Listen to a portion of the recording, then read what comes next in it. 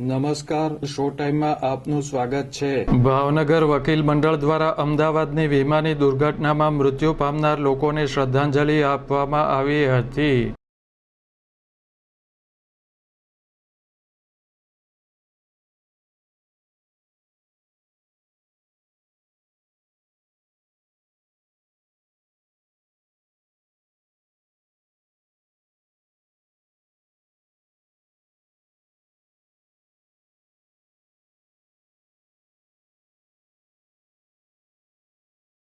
Bhavnagar district કોર્ટના વકીલ room ખાતે વકીલ મંડળ દ્વારા શોકસભા યોજવામાં આવી હતી। આ શોકસભામાં વકીલો દ્વારા અમદાવાદની વિમાની દુર્ઘટનામાં મૃત્યુ પામનાર લોકોને શ્રદ્ધાંજલિ આપવામાં આવી હતી।